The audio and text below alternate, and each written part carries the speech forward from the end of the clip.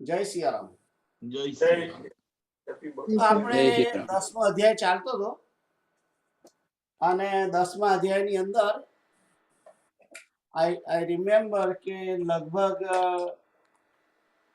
25-26 સુધી તો આવી ગયા. 31 નું કર્યો તો છેલ્લો. ઓ 31st. Yes, very good. તો 31st એના પહેલાના જે બધા શ્લોકો આપણે કર્યા એની અંદર કોઈને ક્વેશ્ચન છે? Who has it? You spray and it like dries up your stuff. Question છે? Elena's vomit. ના It નથી dries question. up the vomit. નથી. Very good. આગળના હમણાં છેલ્લા થોડા ઈઝી હતા ને. એનો અર્થ કે બધા હોશિયાર થઈ ગયા છે યોગેશ કાકા, અને 18 અધ્યાયમાંથી 9 અધ્યાય પૂરા થયા છે હમ. એટલે મિડ ટર્મ એક્ઝામ નો ટાઈમ આવી ગયો છે. બરાબર. સેમિસ્ટર અડધું થઈ ગયું કહેવાય ને. હમ. બરાબર. કોર્સ જો અડધો પૂરો કરી દે એનો અર્થ midterm આઈ exam. Am entitled to take your midterm exam. ખરી વાત. Is that right? હમ. એટલે આજે હું પેપર આપી દેવાનો છું. ઓપન બુક છે. તમારે સ્ટડી ગાઈડ આપવી પડે પણ. હા, હું આપી દઈશ ને તમને. આપીશ તમને પેપર ખુલ્લું આપીશ અને 1 અઠવાડિયા સુધી તમને વિચાર કરવાનો ટાઈમ છે. બધાએ જવાબ નેક્સ્ટ વીકે આપવાનો. બરાબર. ઓકે, એટલે you have plenty of time. Hmm. એટલે તમે તમારા સમયે ભગવદ્ ગીતા ખોલી અને એના જવાબ શોધી શકશો. ઓકે, એટલે ગેટ રેડી. તો 31st નંબરનો શ્લોક કોણ વાંચશે? દુર્ગેશભાઈ તમે વાંચો. 31માં કે 32માં? 31 ના, થઈ ગયો. 31st. હું એવું Okay. કહેતો હતો કે હું ગયા સન્ડે નતો તો એક ક્વિક સમરી થઈ જાય તો આ નો પ્રોબ્લેમ. તો તમે ક્યાં સુધી હતા? ગયા સંડે હતા એટલે આપણે 21 થી 31 કર્યા હતા. પણ 19 થી શરૂ કરીએ તો, કારણ કે એ મને ખબર છે કે આપણે કર્યો હતો કે ભગવાન ત્યાંથી કહેવાનું શરૂ કરે છે, અર્જુનના ક્વેશ્ચનના આન્સર આપવાનું શરૂ કરે છે. ઓકે, એટલે તમારે પહેલેથી જ કરવો છે. ના, 2 વધારે. કશો વાંધો નહીં. That's alright. તો વાત ચાલતી હતી 20મો શ્લોક ત્યાંથી શરૂ થાય છે અને જુઓ 19મો જે શ્લોક છે એના છેલ્લામાં શું કહ્યું છે? નાસ્ત્યંતો વિસ્તરસ્ય મે ન અસ્તિ અંતઃ વિસ્તર અસ્ય મે. એટલે કે મારા વિસ્તારનો કોઈ અંત નથી. હું જ્યારે તમને એમ કહું કે મારા વિસ્તારનો અંત નથી એટલે શું કહેવાય? એનો અર્થ શું થયો?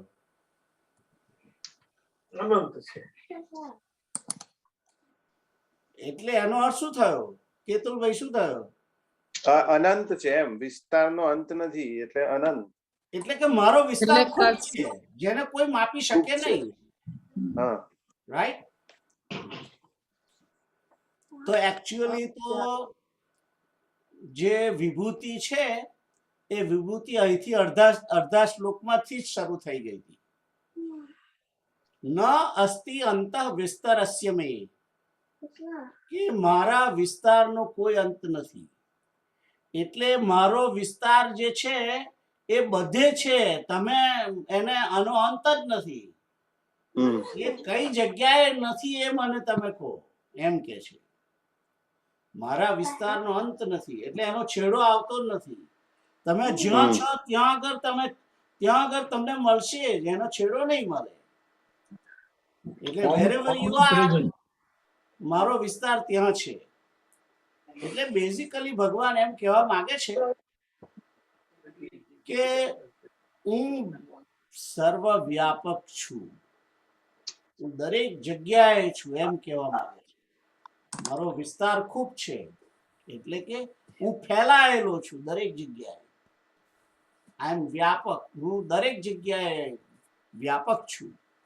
અને જે 20મો નંબરનો શ્લોક હતો જે મેં તમને કહ્યું હતું કે જે સૌથી ઇમ્પોર્ટન્ટ છે હમ વિભૂતિ અથવા તો જે ચિંતન કરવા યોગ્ય વસ્તુ જે છે એ 20મા શ્લોકમાં પહેલી જ કહી દીધી હતી. અહમ આત્મા ગુડાકેશ સર્વભૂતાશય સ્થિત.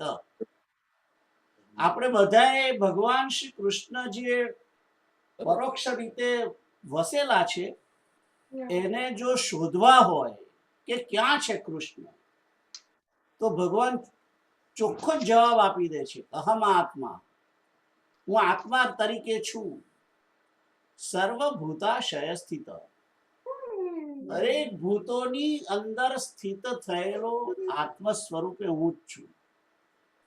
એટલે તમારે મને જો શોધવો હોય, કૃષ્ણ કહે છે કે કૃષ્ણ એમ કહે છે કે કૃષ્ણને શોધવા હોય તો તમારે બહુ બહુ દૂર જવાની જરૂર નથી.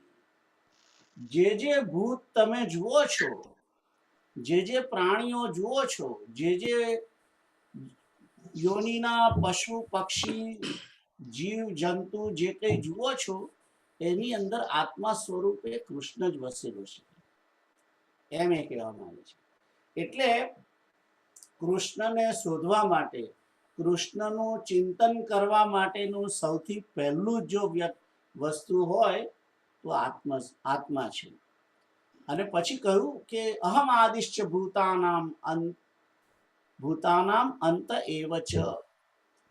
અહમ આદિશ્ચ એટલે હું આદિમાં છું, એટલે કે ભૂતકાળમાં પણ હું જ છું, મધ્યમાં પણ હું જ છું અને અંતમાં પણ હું જ છું. આ જગતની ઉત્પત્તિ થઈ તે સમયે પણ હું જ હતો, અત્યારે પણ હું વ્યાપક રૂપે વસેલો જ છું દરેક જગ્યાએ, અને અંતમાં પણ આ બધું નહીં હોય ત્યારે પણ હું જ રહીશ. આ વસ્તુ ભગવાન શ્રી કૃષ્ણએ કહી છે. તો આ થયો 20મો શ્લોક, રાઈટ?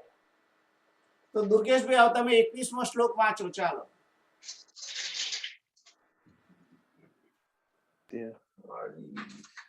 31st વાંચો.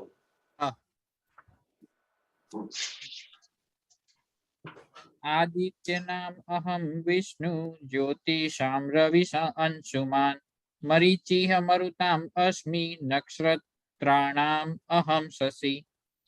તો કે છે કે આદિત્યાનામ, સંધિ છૂટી પાડીને આદિત્યાનામ અહમ વિષ્ણુ જ્યોતિષામ રવિ અંશુમાન મરીચિર મરુતામ અસ્મિ નક્ષત્રાણામ અહમ શશિ.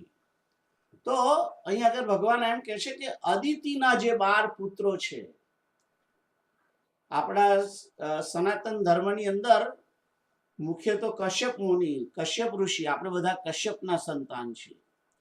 અને એ કશ્યપને જે લગભગ 13 પત્નીઓ હતી, અને એમાં અદિતિથી થયા તે આદિત્યો દેવતાઓ, અને દિતિથી થયા તે દૈત્યો.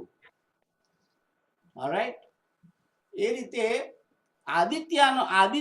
અદિતિના જે છોકરાઓ 12, એ 12 પુત્રોની અંદર કે છે કે અહમ વિષ્ણુ, હું વિષ્ણુ તરીકે હું જ હતો, એ હું જ છું.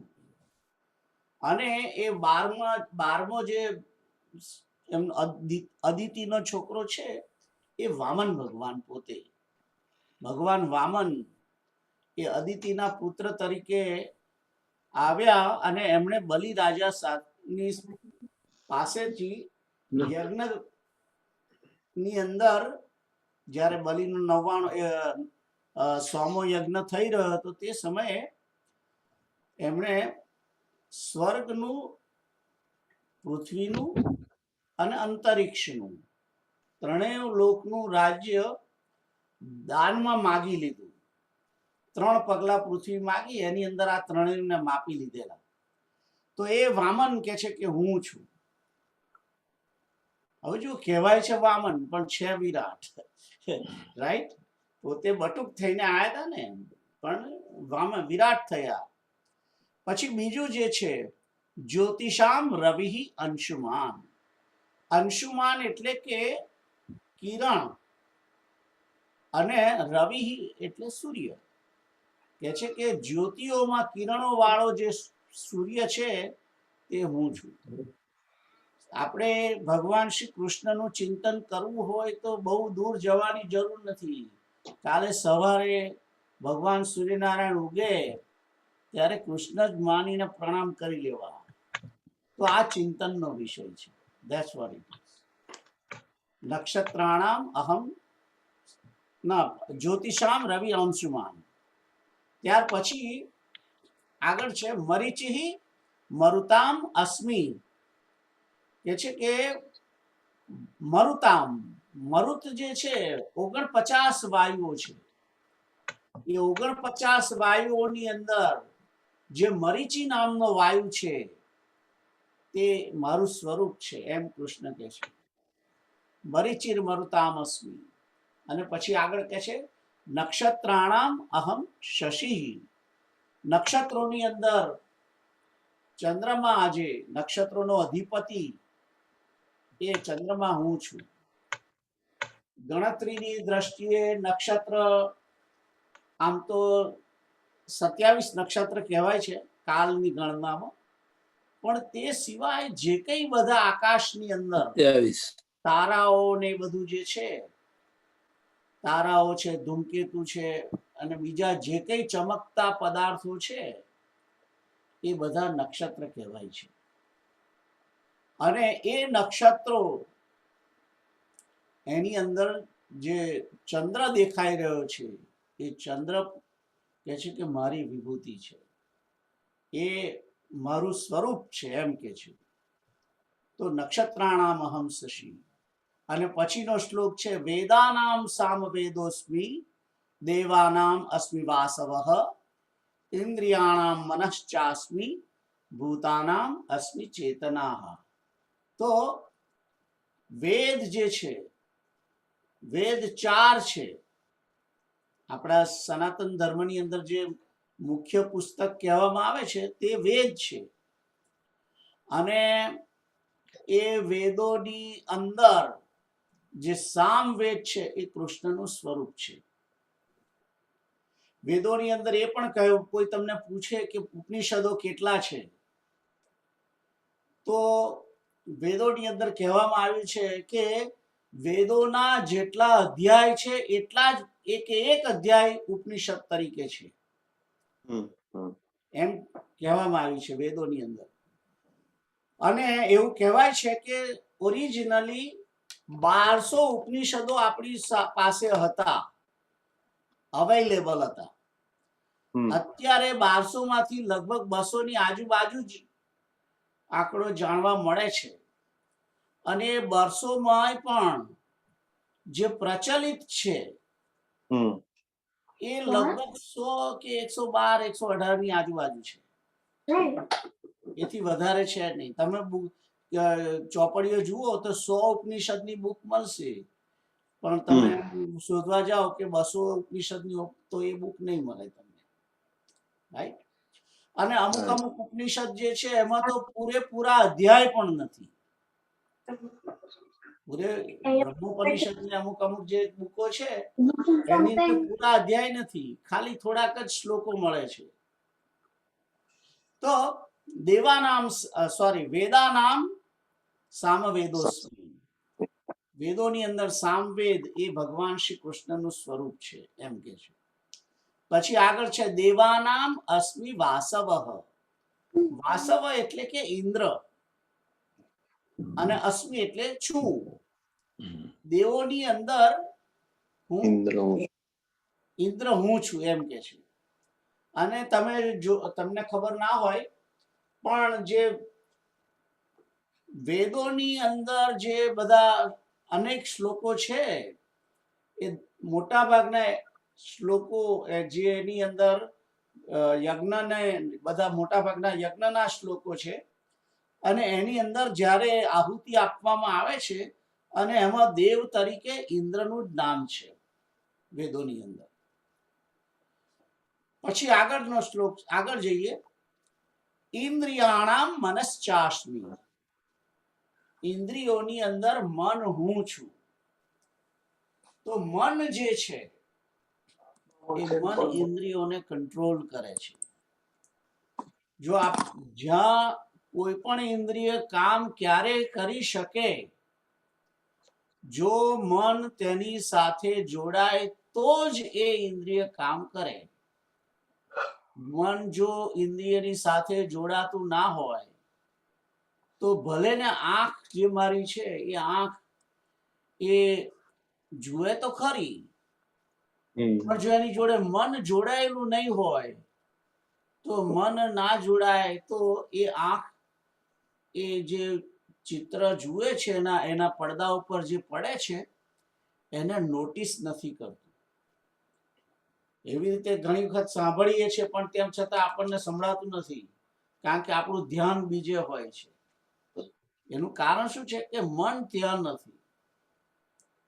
એટલે ઇન્દ્રિયોની જોડે જો મન જોડાય તો જ ઇન્દ્રિયો પ્રોપરલી વર્ક કરે છે.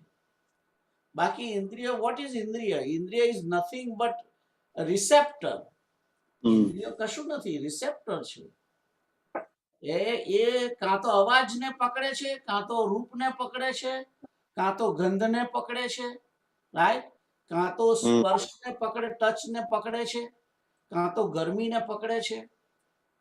પણ એનો મેસેજ જે છે એ ઓરિજિનલ કોમ્પ્યુટર અંદર જે સીપીયુ બ્રેઇન છે, મગજ, એને પહોંચાડતું નથી, કારણ કે પેલું મન જે છે એની જોડે જોડાયેલું નથી. તો ઇન્દ્રિયાણામ મનશ્ચાસ્મિ. ઇન્દ્રિયો આમ તો 10 ઇન્દ્રિયો કહેવાય છે, પણ મન જો એની જોડે ના જોડાય તો ઇન્દ્રિયો કામ કરતી નથી. એટલે મનને પણ ઇન્દ્રિય તરીકે ગણેલી છે અહીંયા આગળ. એટલે મન જે છે એ કૃષ્ણનું સ્વરૂપ છે. પછી આગળ કહે છે ભૂતાનામ અસ્મિ ચેતનાહા. તમામ પ્રાણીઓની અંદર ચેતના જે છે, ચેતના શક્તિ અથવા તો જ્ઞાન શક્તિ, રાઈટ? તો એ હું છું. તો ભગવાન શ્રી કૃષ્ણ મન વડે સર્વ પ્રાણીઓની અંદર વ્યાપ્ય છે. ભગવાન શ્રી કૃષ્ણ ચેતના સ્વરૂપે પણ વ્યાપ્ય છે. એટલે તમે પેલું જે મેં તમને ગઈ વખતે એક ઉદાહરણ આપ્યું હતું, ચિતિ રૂપેણ યા કૃષ્ણમ એતદ વ્યાપ્ય સદા જગત નમસ્તસ્યે નમસ્તસ્યે નમસ્તસ્યે નમો નમઃ. એ પણ મેં તમને એનું ઉદાહરણ આપેલું. તો આ થયો લગભગ 22મો શ્લોક. 23મો શ્લોક છે રુદ્રાણામ શંકરશ્ચાસ્મિ વિત્તેશો યક્ષ રક્ષસામ વસુનામ પાવકશ્ચાસ્મિ મેરુઃ શિખરિણામ અહમ રુદ્રાણામ શંકરશ્ચાસ્મિ. તો રુદ્રો 11 છે, જેવી રીતે આદિત્યો 12 છે, રાઈટ? નક્ષત્રો 27 છે. એ રીતે ઇન્દ્રિયો રુદ્રો એ 11 છે. અને રુદ્રોની અંદર જે શંકર નામનો જે રુદ્ર છે એ મારું સ્વરૂપ છે. તો શંકર રુદ્ર જે છે એ જ મુખ્ય રુદ્ર છે બેઝિકલી. તો કૃષ્ણ એમ કે છે કે રુદ્રોની અંદર 11 રુદ્રોની અંદર શંકર છે એ મારું સ્વરૂપ છે. આગળ કે છે વિત્તેશો. વિત્તેશો એટલે કે વિત્તનો ઈશ એટલે કે સ્વામી, ધનનો સ્વામી. કોણ? કુબેર. ધનનો સ્વામી યક્ષ રક્ષસામ. કે છે કે યક્ષો અને રાક્ષસો એની એ યક્ષો અને રાક્ષસો એની અંદર કે છે કે કુબેર જે છે એ મારું સ્વરૂપ છે. તો જ્યારે બ્રહ્માજીએ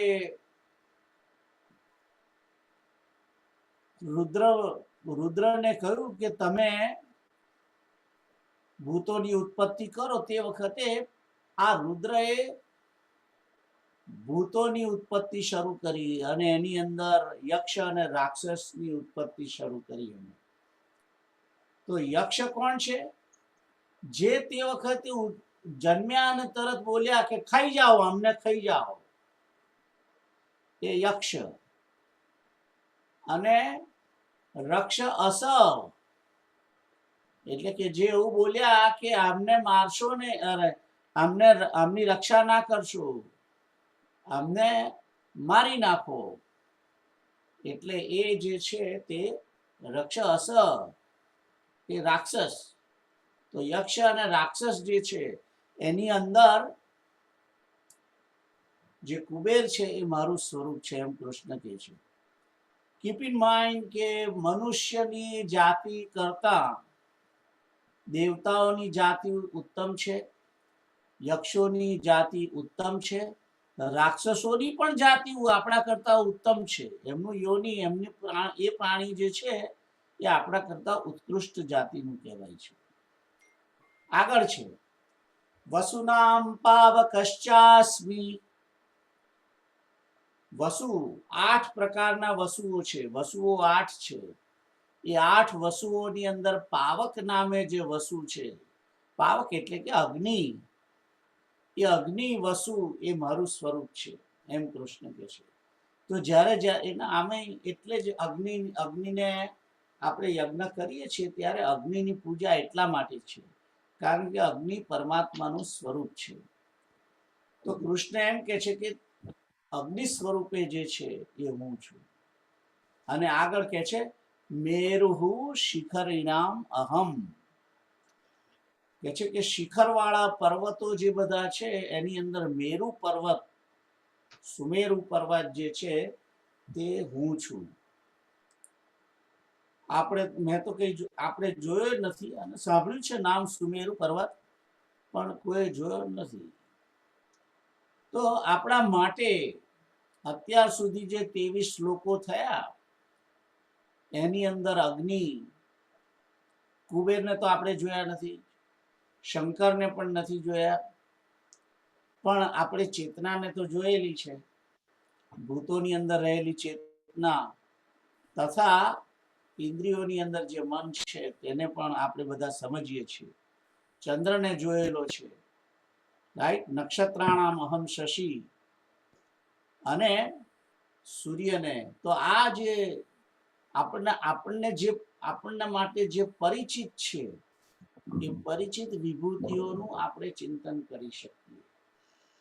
આ વસ્તુ સમજાવવાનો પ્રયત્ન તમને કરી રહ્યો છું. બધી વિભૂતિઓ આપણને પરિચિત નથી, પણ જે આપણે જોયેલી છે, આપણે જાણીએ છીએ, દેખાય છે આપણા માટે, જે અવેલેબલ છે, આપણી ઇન્દ્રિયો વડે જે સમજી શકાય, જાણી શકાય તેવા જે સ્વરૂપો છે કૃષ્ણના, એને માટે એ ખાસ આપણે યાદ રાખવા.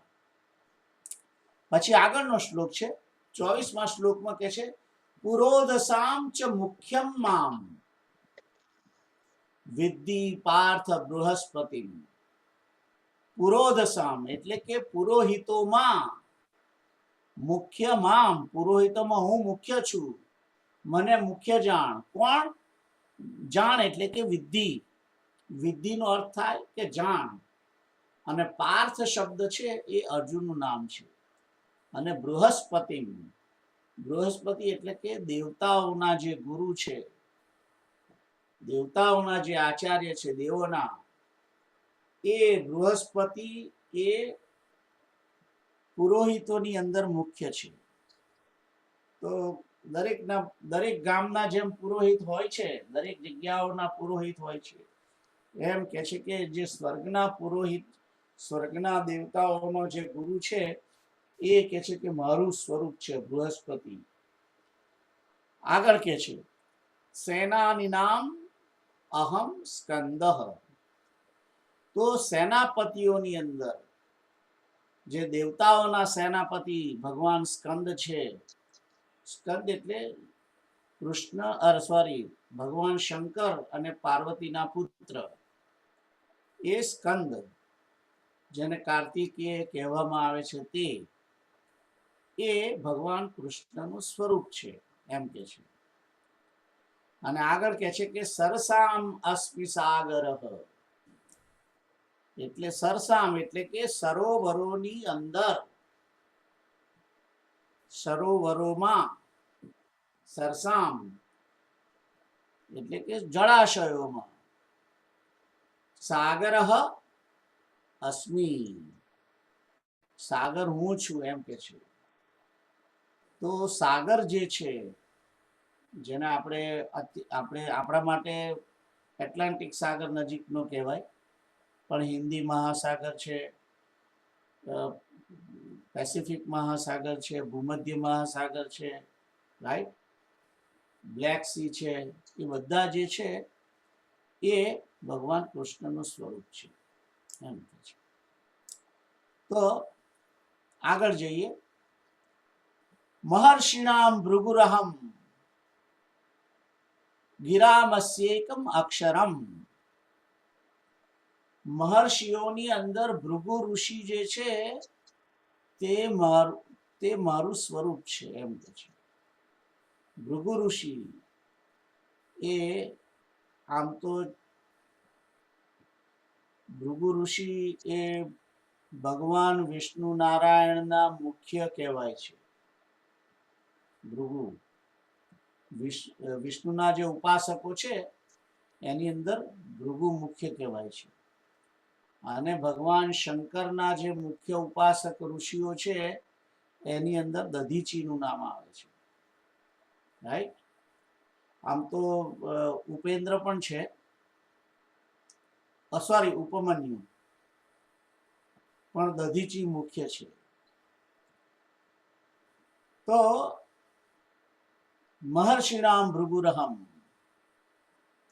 અને આગળ છે ગિરામ અસ્યૈકમ એકાક્ષરમ, એક અક્ષરમ. તો કે છે કે વચનોમાં, ગીરા એટલે કે વચન, વાણી, વાણીની અંદર એકાક્ષર જે છે એ મારું સ્વરૂપ છે. તો વાણીમાં એકાક્ષર એટલે કોણ, શું, તો કે ઓમકાર. ઓમકાર જે છે એ એકાક્ષર એ ભગવાન કૃષ્ણનું સ્વરૂપ છે. આગળ કે છે યજ્ઞાનામ જપ યજ્ઞોસ્મિ, તમામ પ્રકારના યજ્ઞો જે છે એની અંદર જપ યજ્ઞ છે એ મારું સ્વરૂપ છે. સર્વ યજ્ઞ કર્મની અંદર જપ યજ્ઞ એ શ્રેષ્ઠ ગણવામાં આવે છે. અને જનરલી તમે નામ જપનો યજ્ઞ કરો, નામ જપ યજ્ઞ કરે છે, ઘણા મંત્ર જપ યજ્ઞ કરે છે, પણ કળિયુગના માટે નામ જપ યજ્ઞ જે છે એ મુખ્ય છે. તો યજ્ઞાનામ જપ યજ્ઞોસ્મિ, જપ યજ્ઞ જે છે એ ભગવાન કૃષ્ણનું સ્વરૂપ છે. અને આગળ કે છે સ્થાવરાણામ હિમાલય, એકદમ સ્થિર જે વસ્તુઓ છે, સ્થિર રહેવા વાળી વસ્તુઓ, સ્થિર રહેવા વાળી જગ્યાઓ, એની અંદર હિમાલય એ મુખ્ય છે. હિમાલય બહુ મોટો સ્થિર છે, એકદમ સ્થિર છે, હાલતો ચાલતો નથી, એટલે સ્થાવરાણામ હિમાલય. હિમાલય પણ કૃષ્ણનું સ્વરૂપ છે. આગળ અશ્વત્થ સર્વ વૃક્ષાણામ, સર્વ વૃક્ષોની અંદર અશ્વત્થ વૃક્ષ, અશ્વત્થ વૃક્ષ એટલે કે પીપળાનું ઝાડ, પીપળાનું વૃક્ષ એ કૃષ્ણનું સ્વરૂપ છે. અને આગળ કે છે દેવર્ષિણામ ચ નારદ,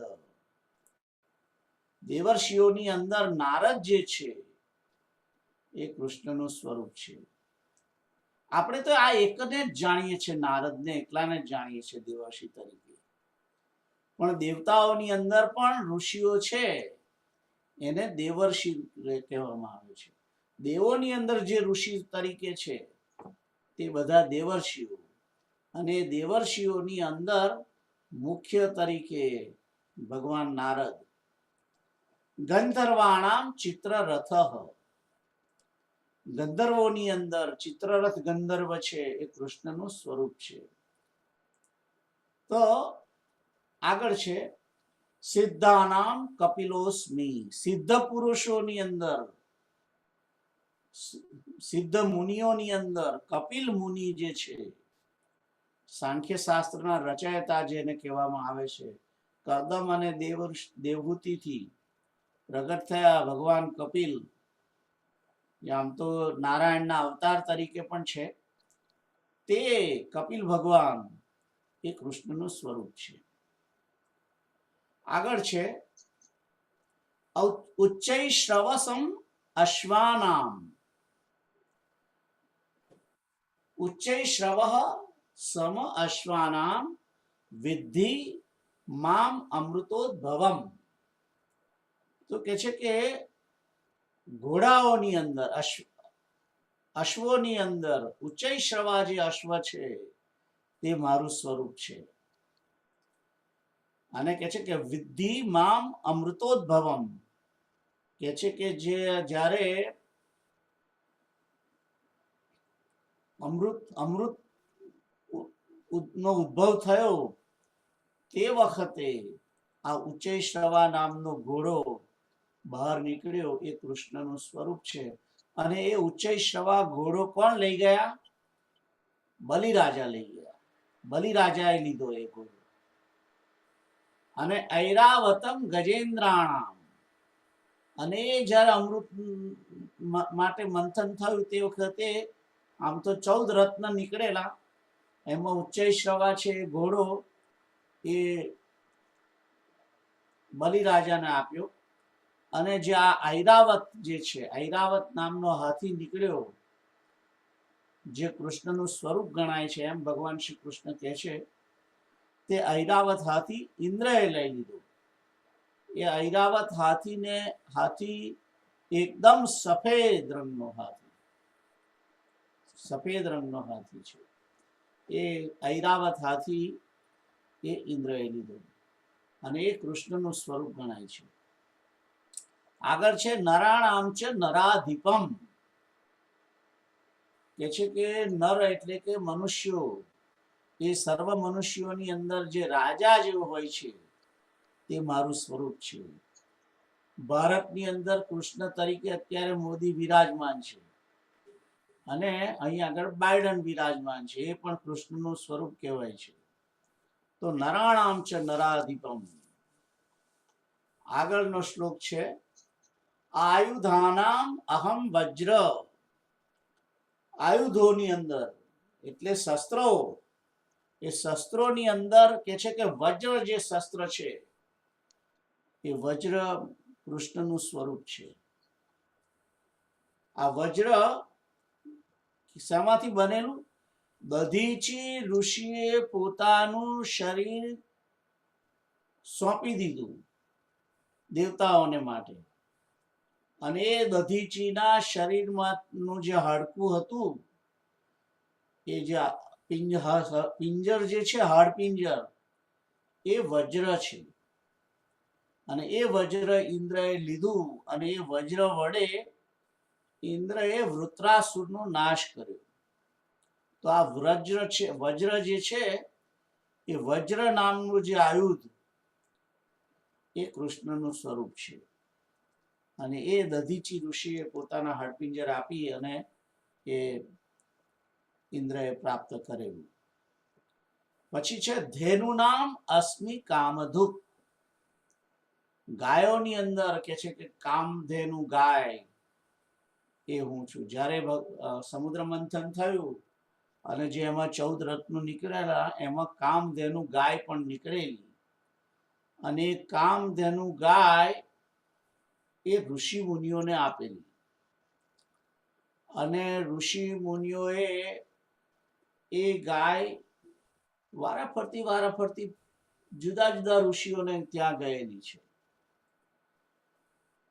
સૌથી પ્રથમ એ ગાય વશિષ્ઠ મુનિને ત્યાં પણ ગઈ છે. અને એ જ ગાય એ પરશુરામના પિતા જમદગ્નિ ઋષિ, એ જમદગ્નિ ઋષિને પાસે પણ એ ગાય હતી. તો આ કામધેનુ ગાય એ કૃષ્ણનું સ્વરૂપ છે. આગળ છે પ્રજનશ્ચાસ્મિ કંદર્પઃ. પ્રજાઓની અથવા તો સંતાનની ઉત્પત્તિનો હેતુ જે કામ છે એ કામદેવ એ કૃષ્ણનું સ્વરૂપ છે. તો જે કામદેવ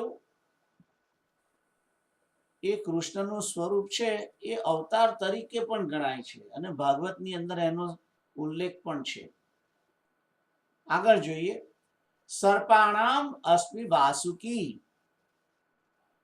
સર્પોની અંદર વાસુકી નામનો જે સર્પ છે કે જેને ઉપયોગ સમુદ્ર મંથન વખતે કરવામાં આવ્યો, એ વાસુકી નામનો જે નાગ છે, સર્પ એટલે કે સાપ, એ કૃષ્ણનું સ્વરૂપ કહેવાય છે, સ્વરૂપ ગણાય છે. તો આ બધા જે બધા હમણાં છેલ્લા થોડા કયા, એની અંદર બધા આપણા માટે પરિચિત નથી. આપણે તો ખાલી નામ જ જાણવાના છે એના માટે, એને આપણે જોઈ શકવાના નથી. રાઈટ? આગળ જોઈએ.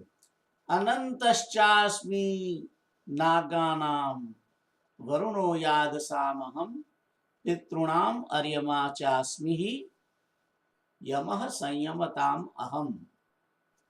તો કે છે કે અનંતશ્ચ અસ્મિ નાગાનામ, નાગોની અંદર બધા નાગ જે હોય છે એ નાગની અંદર અનંત નાગ જે છે, અનંત નાગ એટલે કે શેષ નાગ, એ કૃષ્ણનું સ્વરૂપ છે.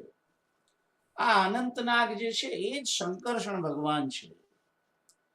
અને જે ભગવાન નારાયણ જે શેષ શૈયામાં વિરાજેલા છે, જેની ઉપર વિરાજેલા છે, એ શેષ નાગ જે છે એ જ આ કૃષ્ણનું સ્વરૂપ છે. અનંતશ્ચાસ્મિ નાગાનામ. અને આગળ કહે છે વરુણો યાદસામ અહમ. યાદસામ એટલે કે જલચર પ્રાણીઓની અંદર વરુણ દેવતા એ ભગવાન કૃષ્ણનું સ્વરૂપ છે. તો જળચર, જલની અંદર જે કઈ જીવો છે એની અંદર વરુણ ભગવાન જે છે એ કૃષ્ણનું સ્વરૂપ છે. આગળ કહે છે પિતૃણામ અર્યમા ચાસ્મિ. 7 પ્રકારના પિતૃઓ છે અને એ 7 પ્રકારના પિતૃઓની અંદર, 7 પિતૃઓની અંદર અર્યમા નામના જે પિતૃ છે એ કૃષ્ણનું સ્વરૂપ છે. આગળ કે છે યમઃ સંયમતામ અહમ. કે છે કે શાસન કરવા વાળા છે, શાસન કરવા વાળા જે છે, જે નિયમમાં બધાને રાખે છે, એ શાસન કરવા વાળાઓની અંદર યમરાજ એ કૃષ્ણનું સ્વરૂપ છે. તો યમરાજનું શાસન જે છે એની ઉપર કોઈનું ચાલતું નથી. યમરાજની શાસન જ્યારે આ લાગે આપણી ઉપર, ત્યારે આપણું ચાલે ખરું? કોઈનું ચાલે છે? કોઈનું નથી ચાલતું. યમરાજનું શાસન એટલે કે યમરાજ જે શાસન કરે છે એટલે મૃત્યુદંડ વડે શાસન કરે છે.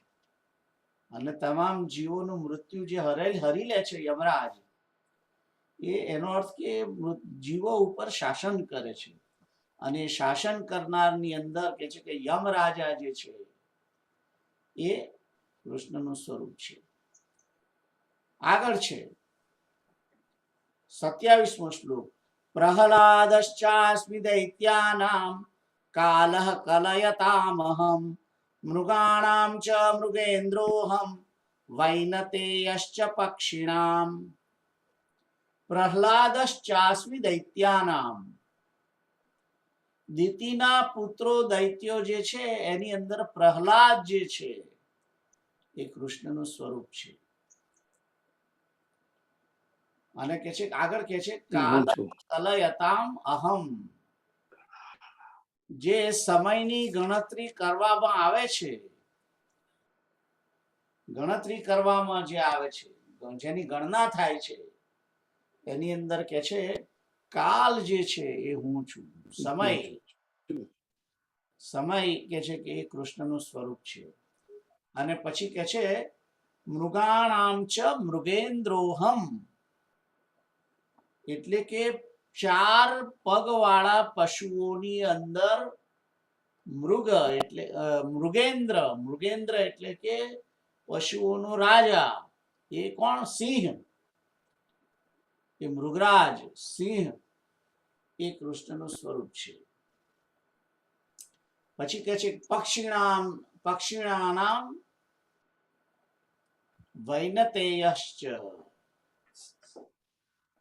વૈનતેયશ્ચ પક્ષીણામ, પક્ષીઓની અંદર વિનતાનો જે પુત્ર ગરુડ, એ ગરુડ એ કૃષ્ણનું સ્વરૂપ છે, કૃષ્ણનું વિભૂતિ છે.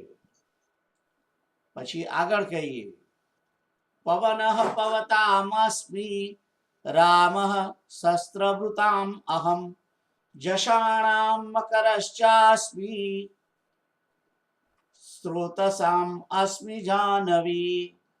પવનઃ પવતામસ્મિ, પાવન કરનારા, પવિત્ર કરનારા જે બધી વસ્તુઓ છે એ પવિત્ર કરનારાઓની અંદર વાયુ જે છે એ કૃષ્ણનું સ્વરૂપ છે. પવનઃ પવતામ અસ્મિ, પવન એટલે કે વાયુ એ કૃષ્ણનું સ્વરૂપ છે. અને શસ્ત્રભૃતામ અહમ રામઃ અસ્મિ, શસ્ત્રધારીઓની અંદર રામ એ કૃષ્ણનું સ્વરૂપ છે, એ કૃષ્ણની વિભૂતિ છે. આગળ કે છે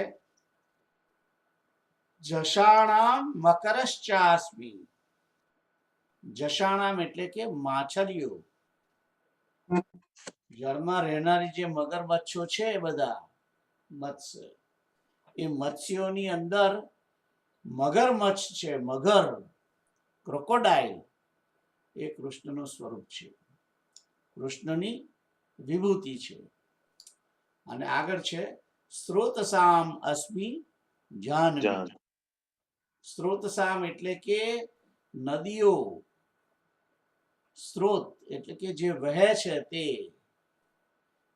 વહેનારી જે કઈ સ્ત્રોત બધા છે એની અંદર અનેક નદીઓ આવી ગઈ છે, પણ એ નદીઓની અંદર જે જાહ્નવી નદી છે, જેને ગંગા કહેવામાં આવે છે, જાહ્નવી એ ગંગાજીનું જ એક નામ છે.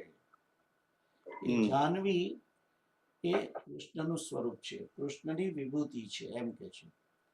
તો દુર્ગેશભાઈ, અહીં સુધી તમને બધી હવે ખબર પડી ગઈ? હા. Are you ready for mid term? Yes. Very good. તો આગળનો શ્લોક કોણ વાંચે? કેતુલભાઈ તમે વાંચો. હા. વાંચો. 32, right. સર્ગાણામાદિઅંતશ્ચ મધ્યમ ચૈવાહમ અર્જુન અધ્યાત્મ વિદ્યા વિદ્યાનામ વાદઃ પ્રવદતામહમ. તો શ્લોક આ રીતે છે સર્ગાણામાદિરંતશ્ચ મધ્યમ ચૈવાહમ અર્જુન અધ્યાત્મ વિદ્યા વિદ્યાનામ વાદઃ પ્રવદતામ અહમ. તો સંધિ છૂટી પાડીને જો તમે જોવામાં આવે, સર્ગાણામ, સર્ગ એટલે કે સૃષ્ટિ. ઓકે, સર્ગનો અર્થ થાય છે સૃષ્ટિ. અને સૃષ્ટિ 10 પ્રકારની સૃષ્ટિ છે. સર્ગ 10 સર્ગ છે કુલ. ઓકે, અને તો આગળ કે છે સર્ગાણામ આદિહિ અંતઃ ચ મધ્યમ ચ એવ અહમ અર્જુન. આ સંધિ છૂટી પાડીને આ રીતે છે સર્ગાણામ આદિહિ અંતઃ ચ મધ્યમ ચ એવ અહમ. તો કે છે કે સર્ગોનો આદિ તથા આદિ અંત, આદિ તથા અંત, ચ લખ્યો છે, ચ નો અર્થ થાય છે તથા. આદિ અંતઃ, આઈ ડોન્ટ નો આ શું આવ્યું વચ્ચે?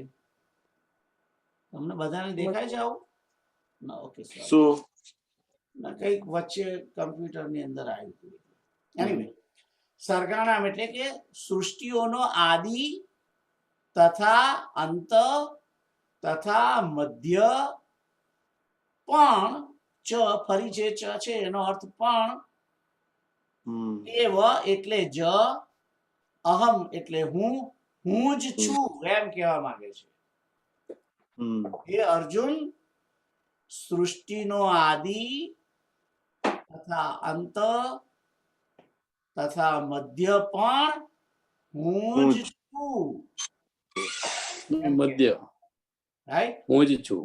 હા એટલે આ સૃષ્ટિ જે તમે જોઈ રહ્યા છો એ સૃષ્ટિના પહેલા પણ હું જ હતો આ સૃષ્ટિનો અંતમાં પણ હું જ છું અને આ સૃષ્ટિના મધ્યમાં અત્યારે પણ હું જ છું હમ રાઈટ એટલે Right. ભગવાન શ્રી કૃષ્ણ એમ કે છે કે સૃષ્ટિના પહેલા અત્યારે વર્તમાનમાં અને આ સૃષ્ટિ નહીં હોય ત્યારે પણ હું જ છું તો અહીં આગળ ભગવાન શ્રી કૃષ્ણ એ પોતાની અવિનાશિતાનું દર્શન કરાવે છે કે પોતે જ એમણે જ આ સૃષ્ટિ રચી છે અને એનો અંત પણ એ જ કરવાના છે અને એની સ્થિતિ પણ એ જ કરે છે એનો અર્થ એ પણ થઈ શકે છે રાઈટ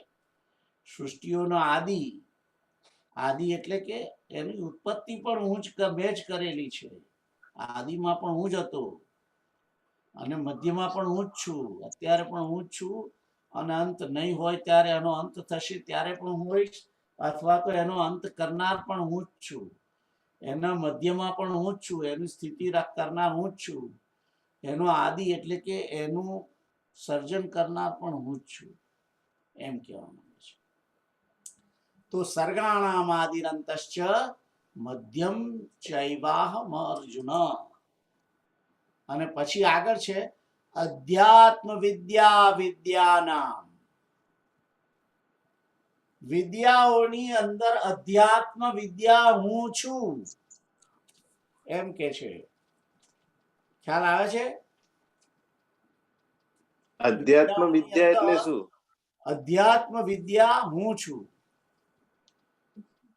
એટલે કે જે આત્માની વિદ્યા જે છે આધ્યાત્મિક આધ્યાત્મિક વિદ્યા બ્રહ્મ વિદ્યા એ બ્રહ્મ વિદ્યા અધ્યાત્મ વિદ્યાનો અર્થ બ્રહ્મ વિદ્યા કહેવાય હમ અધિ આત્મ રાઈટ આત્માઓની અંદર જે શ્રેષ્ઠ છે તે અધિ આત્મ અને એ અધિ આત્મ જે છે એટલે કે બ્રહ્મ પરમાત્મા એ પરમાત્માની જે વિદ્યા બ્રહ્મ વિદ્યા એ બ્રહ્મ વિદ્યા જે છે એ હું જ છું અનેક પ્રકારની વિદ્યાઓ જે છે અને એની અંદર બ્રહ્મ વિદ્યા જે છે એ કૃષ્ણનું સ્વરૂપ છે તો ઇફ યુ નોટિસ કે આપણે જ્યારે બધા અધ્યાય દરેક અધ્યાયની અંદર પાછળ આવે છે ને હા બ્રહ્મ વિદ્યાયામ યોગ શાસ્ત્રે શ્રી કૃષ્ણ અર્જુન સંવાદે એમ કરીને આવે છે ને હા રાઈટ તો એ આખી ભગવદ ગીતા છે કૃષ્ણનું જ સ્વરૂપ છે એનો અર્થ ખ્યાલ આવ્યો કારણ કે આ પણ વિદ્યા છે પણ આ જે 18 અધ્યાયની ગીતા છે ભગવદ ગીતા એ બ્રહ્મ વિદ્યા છે એની અંદર બ્રહ્મ વિદ્યા છે એટલે આની અંદરથી તમે જે જાણીએ છીએ એ કૃષ્ણને જ જાણીએ છીએ કૃષ્ણના સ્વરૂપને જ જાણીએ છીએ કારણ કે બ્રહ્મ વિદ્યા એ કૃષ્ણનું સ્વરૂપ છે એ કૃષ્ણની વિભૂતિ છે એમ કહેવાય પછી આગળ છે વાદહ પ્રવદતામ અહમ કે છે કે પ્રવદતામ અહમ પરસ્પર જે વાદ વિવાદ કરવામાં આવે છે એમાં કે છે કે તત્વ નિર્ણય કરવાનો જે વાદ છે એ હું છું રાઈટ એટલે કે આમ તો કેટલાય વાત થાય છે, નિર્ણાયક થાય છે, સંવાદ થાય છે, રાઈટ, દુર્વાદ થાય છે. એટલે કે જે સામાસામી બોલાબોલી થાય એને વાદ કે. અત્યારે આપણે ઝૂમ ઉપર જે મીટિંગ થાય છે એને વાદ કહેવાય. પણ આપણો વાદ જે છે એ તત્વના નિર્ણય માટેનો છે. એટલે આ વાદ જે છે એ કૃષ્ણનું સ્વરૂપ છે. ખ્યાલ આવે છે? તો વાદ પ્રવદતામહમ, પ્રવચન જે થાય છે અને એની અંદર જે કંઈ જણાવવામાં આવે છે, એકબીજાની સામે પ્રશ્ન કરવામાં આવે છે, એ ભગવાન કૃષ્ણની વિભૂતિ છે. હવે તમે જુઓ કે આપણી પાસે 18 પુરાણો છે અને 4 વેદો છે અને ઘણા બીજા શાસ્ત્રો છે, બ્રાહ્મણ ગ્રંથો છે અને શું કહેવાય, દર્શન શાસ્ત્ર પણ છે, રાઈટ. તો એ બધાની અંદર દરેકની અંદર શું છે? ડાયલોગ છે. પુરાણોની અંદર સૂત અને શૌનક વચ્ચેનો ડાયલોગ છે અને દરેક એકબીજાની સાથે વાતો કરે છે. એક પ્રશ્ન પૂછે છે, બીજો સામે જવાબ આપે છે. ખ્યાલ આવે છે? ભાગવત જુઓ કે શિવ મહાપુરાણ જુઓ કે પછી કોઈ બી મહાભારત જુઓ, એની અંદર ડાયલોગ્સ છે. કે જન્મેજય પૂછે અને પેલા જવાબ આપે છે. જન્મેજય રાજા જન્મેજય, હા, વિસ્તારિત જને સંભળાવું. યા. તો એ એટલે એકબીજાની સાથે વાર્તાલાપ છે. તો આ બધા વાર્તાલાપ તો બધાય કરે છે ને. આપણે ફોન ઉપર શું કરીએ છીએ? વાર્તાલાપ જ કરીએ છીએ. કોઈ કોઈને પૂછે ને સામે જવાબ આપે. વોટ્સઅપ પર શું છે? વાદ જ છે, એ રિટર્ન છે. બેજ વગરનો. હા. તો એ જે વાદ છે, સામસામે પ્રશ્ન પૂછવાનો, એકબીજાને જવાબ, એ વાતો જે છે એની અંદર તત્વની જે વાત ચાલતી હોય, કૃષ્ણ વિશે કે ભગવાન નારાયણ વિશે કે પરમાત્મા વિશે કે શિવ વિશે કે કોઈ પણ જે સારો વાદ છે, જે કૃષ્ણ વિષય છે, પરમાત્માના વિષયમાં જે કઈ વાત છે, મૂળ તત્વનો વાદ જે છે, તે વાદ કૃષ્ણનું સ્વરૂપ છે. એમ કે ખ્યાલ આવે? એટલે જે બધા પુરાણો જે છે, એ પુરાણોની અંદર જે ડાયલોગ્સ છે એ કૃષ્ણનું સ્વરૂપ છે. એમ ખ્યાલ આવે? વેદોની અંદર પણ એ કૃષ્ણનું સ્વરૂપ છે. તો આ વાદ પ્રવદતામહમ, તો જુઓ તમે, ઇફ યુ નોટિસ કે બંનેને એકી સાથે જ રાખ્યું છે, અધ્યાત્મ વિદ્યાનામ અને વાદ પ્રવદતામહમ.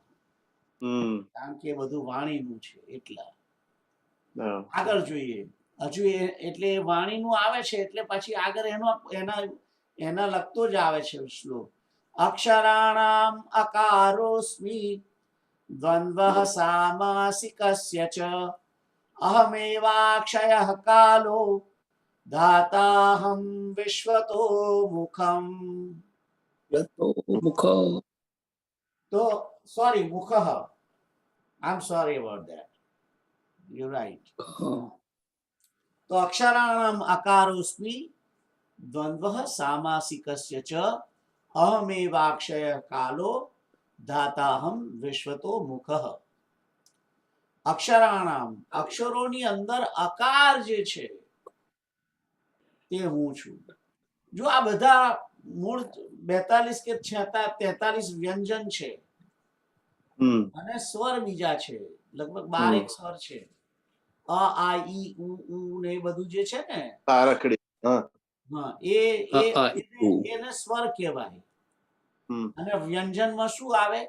કચ ટ ત પ, શરૂ થાય ક ખ ગ ઘ ઘ અંગ, ચ ચ છ જ જ જ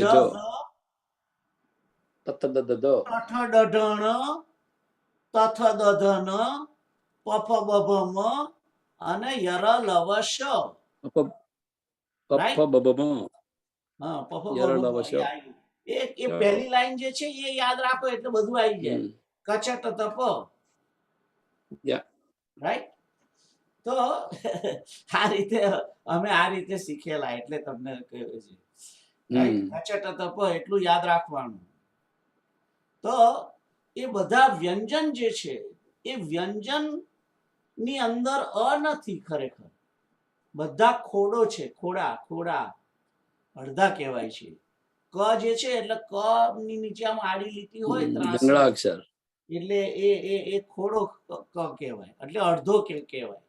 પણ એની અંદર અ મળે ત્યારે ક બોલાય, કારણ કે જે કઈ અક્ષર બોલાય છે એની અંદર જોડે અ બોલાય જ છે ઓટોમેટિકલી. ક તો અ પાછળ આવે છે, જ તો અ આવે છે, ચ, ખ ઠ, ડ, ઢ, ણ, પ, તો બધામાં અ છે ને. એટલે કહ્યું છે અક્ષરાણામ અકારોસ્મી. એના વગર અક્ષર બને જ નહીં. જે મૂળ જે સ્વર છે અ, એ વ્યંજનની જોડે પણ છે જ, ત્યારે જ પૂરેપૂરો વ્યંજન અક્ષર બને છે. એટલે કે છે કે અક્ષરાણામ અકારોસ્મી. આકાર જે છે એ કૃષ્ણનું સ્વરૂપ છે, એ કૃષ્ણની વિભૂતિ છે અક્ષરોની અંદર. રાઈટ. તો અક્ષરાણામ અકારોસ્મી. અને અક્ષરો કેટલા છે ખબર છે? કુલ 52. 52. તો અક્ષરાણામ અકારોસ્મી. અને પછી કહે છે કે દ્વંદ્વ સામાસિકસ્ય ચ. સમાસોની અંદર દ્વંદ્વ સમાસ નામનો સમાસ હું છું. દ્વંદ્વ સમાસ એટલે વ્યાકરણ ની અંદર આવી ગયા તો સીધા. આપણે બધા સમાસ શીખ્યા હતા, બધા હું તો ભૂલી ગયો બધા સમાસ, પણ દ્વંદ્વ સમાસ યાદ છે. બસ એનું ઉદાહરણ તમે મને પૂછો અત્યારે મને યાદ નથી, સોરી. દ્વંદ્વ સમાસ, રાઈટ. પણ જોડક ના હોય એને એ દ્વંદ્વ સમાસમાં આવતું સુખ દુઃખ, પાપ પુણ્ય, એવી રીતે જીવન મૃત્યુ, એ બધા દ્વંદ્વ સમાસ. તો દ્વંદ્વ એટલે જોડકણા નો જે સમાસ છે તે. તો દ્વંદ્વ સમાસ કૃષ્ણનું સ્વરૂપ છે. અને કે છે કે અહમ એવ અક્ષય કાલો. અમેવાક્ષ. રાઈટ. અહમ એવ અક્ષય કાલઃ. એટલે કે હું જ કાલ તરીકે અક્ષય એ હું છું. એટલે જે બધાનો જે નાશ કરવા વાળો જે છે તત્વ, એ કાલ કાલ મહાકાલ. મહાકાલ, એ અક્ષય તરીકે કાલ હું છું એમ કે છે. અક્ષય કાળ એ કૃષ્ણનું સ્વરૂપ છે. અને પછી કે છે ધાતાહમ વિશ્વતો મુખમ. કે છે કે વિરાટ સ્વરૂપ. વિશ્વતો મુખ એટલે મુખ, વિશ્વતો મુખ એટલે કે વિરાટ સ્વરૂપ. એ કે છે કે વિરાટ સ્વરૂપે સર્વનું ધારણ પોષણ કરવા વાળો કે છે કે હું છું. તો સર્વનું ધારણ પોષણ કરવા વાળો એ કોણ છે? કૃષ્ણ. એ ભગવાનની વિભૂતિ છે. આગળ જોઈએ તો આગળનો શ્લોક કોણ વાંચશે? ઓકે હું વાંચી. ઓકે, પ્રીતલ વાંચો તમે. મૃત્યુઃ સર્વસહશ્ચાહમ ઉદ્ધવશ્ચ ભવિષ્યતામ કીર્તિઃ શ્રીવાક્ય નારીણામ સ્મૃતિર્મેઘા ધૃતિ ક્ષમા. વાક્ય નથી, વાક્ય છે. વાક્ય છે, ય નથી. મૃત્યુઃ સર્વહરશ્ચાહમ ઉદ્ભવશ્ચ ભવિષ્યતામ કીર્તિ શ્રીવાક ચ નારીણામ સ્મૃતિર્મેધા ધૃતિ ક્ષમા. તો અહીં આગળ કહે છે કે મૃત્યુ સર્વ હરશ્ચ અહમ. સર્વને હરવા વાળું મૃત્યુ જે છે, બીજા સર્વનો નાશ કરવા વાળું મૃત્યુ જે છે, તે કૃષ્ણ કહે છે કે હું જ છું. એટલે આપણને મૃત્યુ આવે તો ગભરાવાની જરૂર નથી. કૃષ્ણ જ આપણી જોડે આપણને મળવા આવ્યા છે એમ સમજવાનું છે. એનો અર્થ એવો થયો, રાઈટ? કારણ કે ભગવાન કહે છે કે મૃત્યુ સ્વરૂપ મૃત્યુ તરીકે કૃષ્ણ જ છે એમ કે છે. તો મૃત્યુ એ ભગવાન શ્રી કૃષ્ણની વિભૂતિ છે એમ કે છે. એનું કારણ શું છે ખબર છે તમને? મૃત્યુ કેમ? કારણ કે મૃત્યુ સમયે આ શરીરની અંદરથી જ્યારે આત્મા નીકળે છે ત્યારે પેલું જોડે જોડે એ નીકળે છે. એનું કારણ શું છે? પેલું પરમાત્મા તત્વ પણ જોડે બીજું પક્ષી છે એ પહેલું નીકળે છે. અને એ નીકળે છે એટલે પેલું બીજું પક્ષી જીવ પક્ષી નીકળે છે. જે પરમાત્મા રૂપી પક્ષી જે છે એ પહેલું નીકળે અને પેલા જીવરૂપી પક્ષીને તો પરાણે પરાણે એની જોડે નીકળવું પડે છે. એને નીકળવું નથી હોતું. જીવને આ શરીરમાંથી નીકળવું હોતું નથી. પણ પેલો જે અંદર બીજું પક્ષી છે એ બીજું પક્ષી કે મારે હવે અહીંથી જવું છે, એટલે પેલા પક્ષી એને ફોલો કરવો જ પડે. કારણ કે જીવ પક્ષીનું મૂળ, જીવ પક્ષીનું અસ્તિત્વ નારાયણ છે, પરમાત્મા તત્વ છે. એ પેલું પરમાત્મા તત્વ વાળું બીજું પક્ષી જે છે એ પક્ષી નીકળે એટલે પેલા પક્ષીને નીકળવું પડે. એટલે મૃત્યુ જે છે એ મૃત્યુ થાય છે એનું કારણ પરમાત્મા તત્વ અંદરથી નીકળે છે એટલે મૃત્યુ થાય છે. એટલે જીવ નીકળે છે, પણ જીવ નીકળે છે એનું કારણ કે પેલું પરમાત્મા તત્વ પહેલું નીકળે એટલે એની જોડે જવું પડે. એ જ જોડે આવે છે એવું નથી આ જીવ એની જોડે જાય છે એવું ખરેખર તો છે. આપણે કહે છે ને કે એ જોડે આવશે એમ કહે છે, પણ ખરેખર બીજું પરમાત્મા આપણી જોડે આવતો નથી, આપણે પરમાત્માની જોડે જઈએ છીએ બેઝિકલી. તો મૃત્યુ સર્વ હરશ્ચાહમ, સર્વનો નાશ કરવા વાળું જે છે તત્વ, જેને મૃત્યુ કહેવામાં આવે છે, તે કૃષ્ણની વિભૂતિ છે. આ રીતે પછી આગળ છે ઉદ્ભવશ્ચ ભવિષ્યતામ. કે છે કે આગળ થવા વાળી જે કોઈ પ્રવૃત્તિ છે ભવિષ્યની અંદર, એ જે કઈ ઘટના બનવાની હોય કે જે કઈ થવાનું હોય, એ કોઈ પણ ક્રિયા હોય કે કોઈ પણ પ્રસંગ બનવાનો હોય, એનું ઉત્પત્તિ કારણ એ કૃષ્ણ છે. હું જ છું. એ કૃષ્ણ છે. ઉદ્ભવશ્ચ ભવિષ્યતામ, ઉદ્ભવ પણ એના કારણે જ થાય છે. આપણો જન્મ જો થયો આ જગતની અંદર તો એનું કારણ પણ કૃષ્ણ જ છે. કારણ કે એ પહેલો અંદર આવે છે અને આવે છે એટલે પ્રગટ થાય છે માણસ, જીવાત્મા જન્મ થાય છે. જન્મ થવાનું મુખ્ય કારણ કૃષ્ણની એન્ટ્રી છે. એટલે તો અમે જુઓ, તમે માનો કે ના માનો, ગર્ભની અંદર 5મા મહિના પછી જે શ્રીમંતની ક્રિયા કરવામાં આવે છે તે એના કારણે જ કરવામાં આવે છે. કારણ કે પરમાત્માનો પ્રવેશ થાય છે એટલે શ્રીમંતની પૂજા, એની વિધિ, એનો સંસ્કાર કરવામાં આવે છે. શ્રીમંત જે છે એ પણ સંસ્કારનો એક ભાગ છે.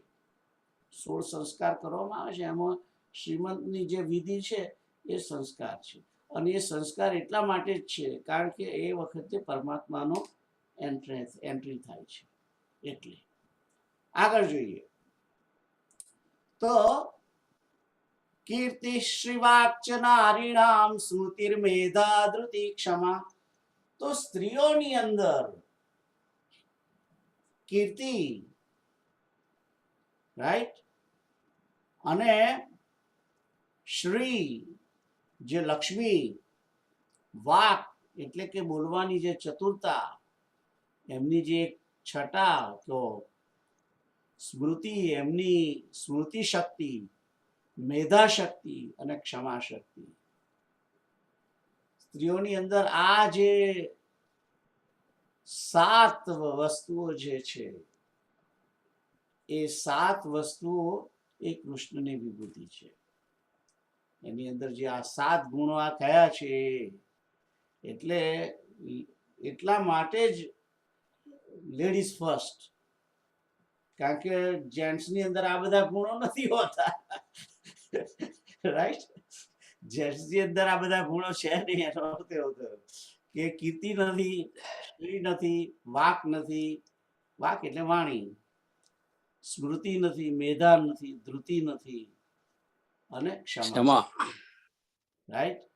તો અને એમ કે છે કે સ્ત્રીઓની અંદર આ 7 ગુણો જે છે એ કાયમ રહેલા છે, રાઈટ.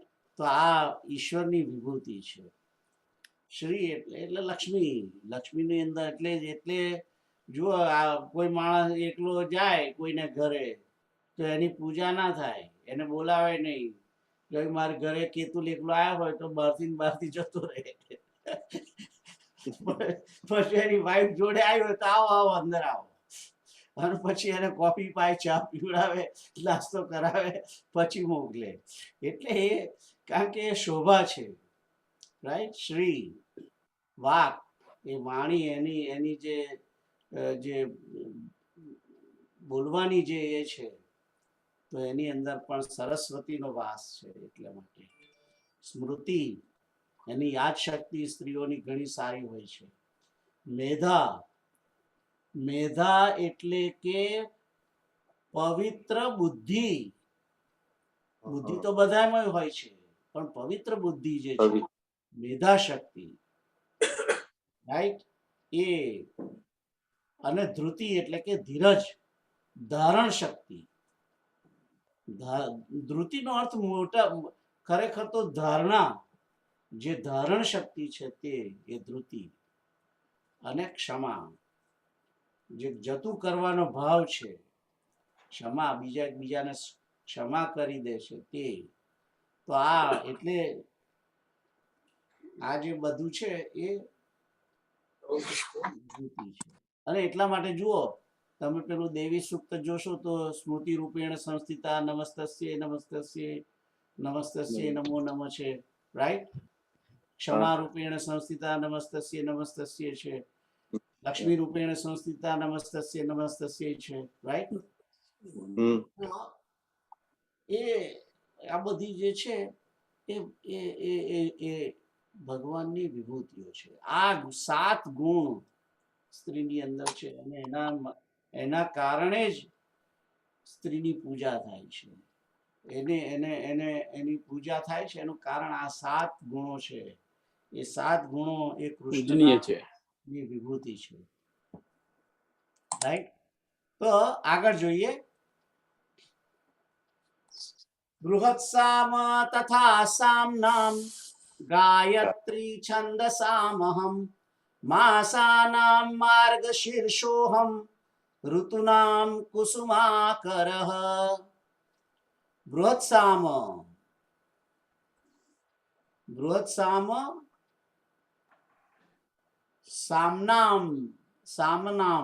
સામનામ, રાઈટ.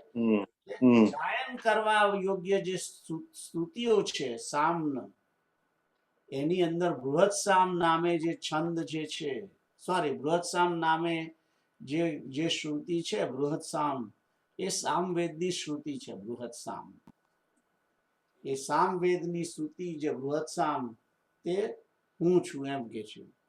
અને છંદસામ ગાયત્રી. છંદો જે બધા ઘણા છે એની અંદર ગાયત્રી નામનો છંદ જે છે એ કૃષ્ણની વિભૂતિ છે, ગાયત્રી છંદ. અને આગળ કે છે કે માસાનામ માર્ગ શીર્ષોહમ.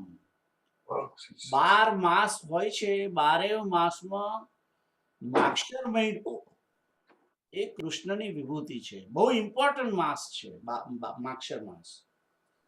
એટલે માક્ષર માસની અંદર વિષ્ણુની ઉપાસના ખૂબ કરવી અને એનું ઘણું ફળ છે માક્ષર મહિનાનું. વિષ્ણુના કોઈ પણ વ્રત જે છે એ ભગવાન નારાયણના વ્રત એ માક્ષર મહિનાથી જ શરૂ થાય અને માક્ષર મહિનામાં જ એની પૂર્ણાહુતિ થાય. તો આ માક્ષર મહિનો છે એ વિષ્ણુ નારાયણનો મહિનો છે. જેવી રીતે શ્રાવણ મહિનો શંકર ભગવાનનો કહેવામાં આવે છે ને એવી. તો માસાનામ માર્ગ શીર્ષોહમ અને ઋતુનામ કુસુમાકરઃ. ઋતુઓ 6 છે. 6 ઋતુઓની અંદર હેમંત, શિશિર, વસંત, ગ્રીષ્મ, વર્ષા અને શરદ, આ 6 ઋતુઓ.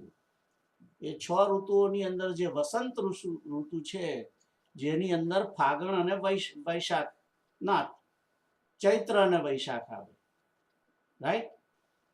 એક મિનિટ મને યાદ કરવા દો. કારતક માક્ષર હેમંત, પોષ અને મહા શિશિર, રાઈટ. અને ફાગણ અને ચૈત્ર એ વસંત ઋતુ. અને વૈશાખ અને જેઠ એ ગ્રીષ્મ ઋતુ. અને અષાઢ અને શ્રાવણ વર્ષા ઋતુ. અને ભાદરવો અને આસો એ શરદ ઋતુ, રાઈટ. એટલે 6 ઋતુ, દર 2 મહિને એક ઋતુ બદલાય છે. રાઈટ. તો વસંત ઋતુ એ કૃષ્ણની વિભૂતિ છે એમ કે છે. પછી કે છે આગળનો શ્લોક છે દ્યુતમ છલયતામસ્મિ તેજસ તેજસ્વિનામહમ જયોસ્મિ વ્યવસાયોસ્મિ સત્વમ સત્વવતામહમ. તો સંધિ છૂટી પાડીને કે છે દ્યુતમ છલયતામ અસ્મિ. છલ કરવા વાળાઓની અંદર દ્યુત એટલે જુગાર એ કૃષ્ણની વિભૂતિ છે. એનો અર્થ એમ નથી કે રમવું, જુગાર રમવો જોઈએ, પણ હું છું. છલ જે કરવામાં આવે છે એમાં સારી રીતે આમ છલ કરવામાં આવે જેને નિયમ મુજબ, એમાં કે છે કે દ્યુત હું છું એમ કે છે. કારણ કે દ્યુતની અંદર શું છે, એની અંદર પાસા નાખવામાં આવે છે ત્યારે કઈ પર્ટિક્યુલર જ આંકડો પડે એવું નથી હોતું. It depends whatever it can come, you know. એટલે એની અંદર છલ તો કરવામાં, પણ છલ જે છે એ ખુલ્લું છલ કરવામાં આવે છે એટલા માટે. પછી કે છે તેજસ તેજસ્વિનામહમ. પ્રભાવશાળી પુરુષો છે એની અંદર જે પ્રભાવ રહેલો છે તે કૃષ્ણની વિભૂતિ છે. એ ભગવાનની એક પ્રકારની શું કહેવાય, ભગવાનની કૃપા છે એમ તો ચાલે. અને જયોસ્મી જીતવા વાળાઓની અંદર કે છે કે જય, જે વિજય છે એ કૃષ્ણની સ્વરૂપ છે, વિભૂતિ છે. આમ તો જય અને વિજય કૃષ્ણના જ દ્વારપાળો છે દેવ. એટલે જય એ કૃષ્ણનું વિભૂતિ છે. અને વ્યવસાય કરવા વાળાઓ જે છે, નિશ્ચય કરવા વાળા, એમનો નિશ્ચય જે છે નિશ્ચય કૃષ્ણનું સ્વરૂપ છે. અને પછી કે છે કે સત્વમ સત્વવતામહમ. તો જયોસ્મી એટલે કે જય પણ હું છું, અને વ્યવસાયોસ્મી એટલે કે નિશ્ચય પણ હું જ છું. અને સત્વમ સત્વવતામહમ, સાત્વિક પુરુષોની અંદર જે સાત્વિક ભાવ હોય છે તે કૃષ્ણનું સ્વરૂપ છે. તો સમય થઈ ગયો છે, 9:23 થઈ છે. I think I am going to stop here, right? કારણ કે આમે આ વીકે પૂરો થવાનો નથી. હેપી બર્થડે કરશું, રાઈટ? છેલ્લી પ્રાર્થના કરી લે એ પહેલા એક મિનિટ સંકીર્તન કરશું. પછી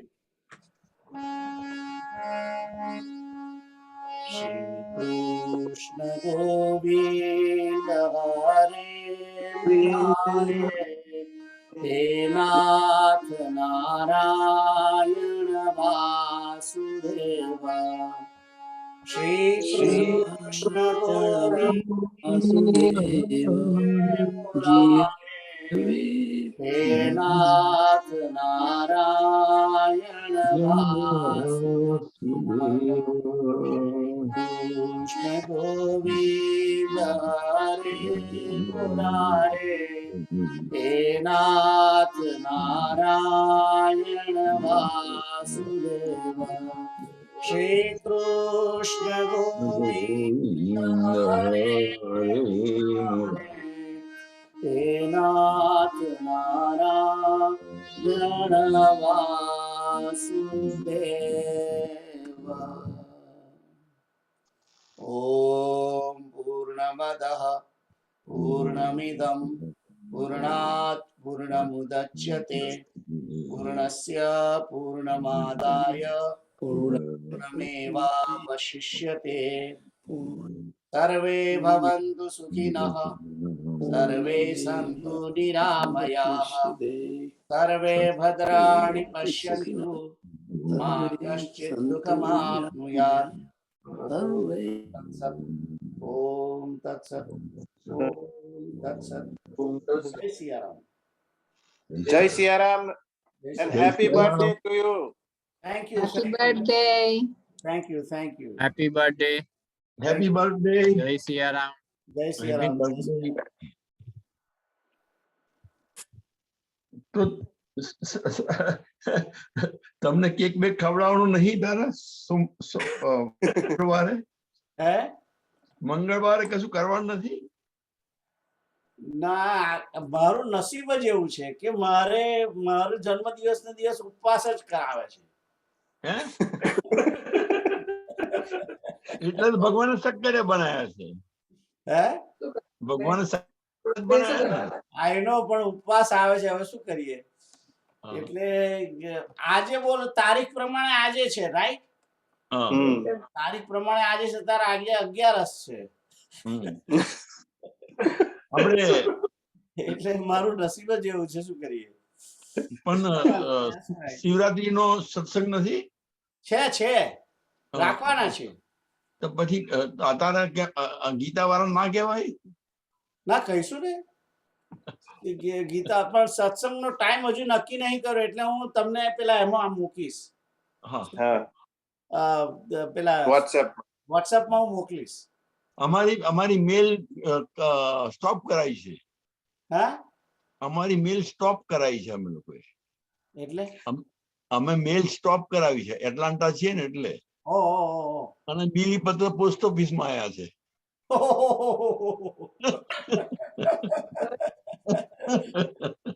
એવું છે ને? પાછા આવશો ત્યારે મળશે. કોણે મોકલ્યા છે? ફ્લોરિડા થી પ્રતિમાની કઝિન છે ને, મોકલે છે દર વર્ષે. પણ અમારા હમણાં યાદ ના આવ્યું કે આવું કશું કરવું પડશે. રીડાયરેક્ટ કરવા હતા ને મારે ઘરે. It's all right. સીતારામ. જય સિયારામ બધાને. જય સિયારામ. જય સિયારામ.